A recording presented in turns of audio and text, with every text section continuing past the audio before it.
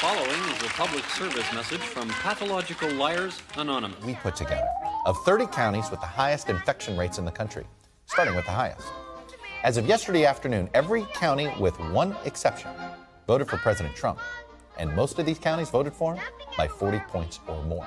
And when you look at where these counties are, you can see that this fourth wave of COVID has a distinctly southern flavor, at least for now. My name is Tommy Flanagan. I'm a member of Pathological Liars Anonymous. In fact, I'm the president of that organization.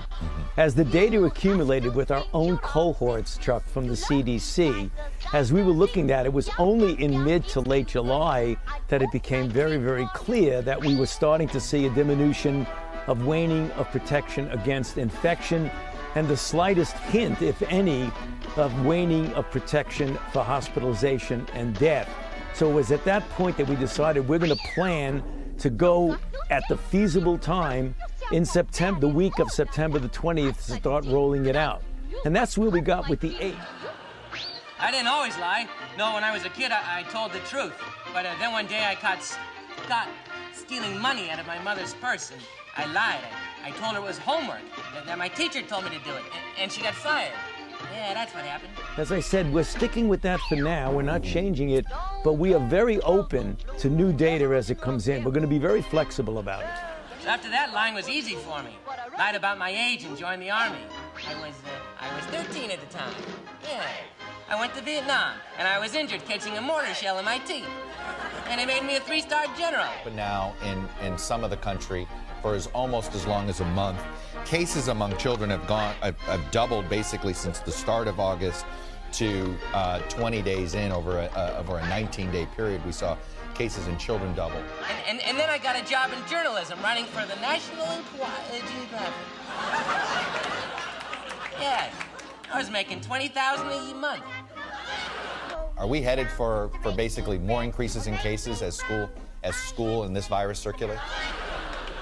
In fact, I won the Pulitzer Prize that year. Yeah, that's a ticket.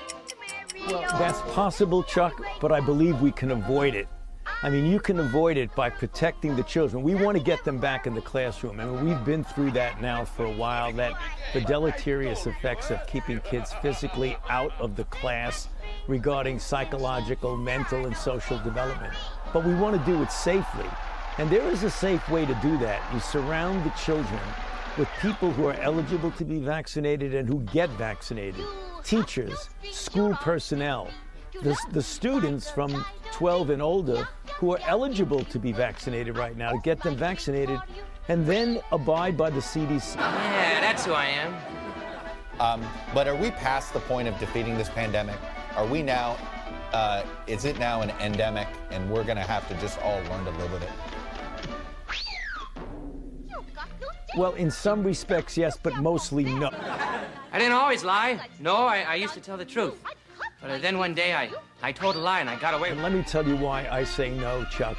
Because we have within our power the wherewithal to really suppress this outbreak, at least in the United States. We want to do it globally, and we're playing an important role in that.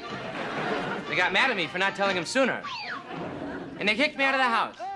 Yeah, that's what happened. But with regard to the United States, we still have about 80 million people who are eligible to be vaccinated who are not vaccinated. You showed that in the chart in the beginning of this segment, when you showed the infection and the vaccination rates in certain parts of the country.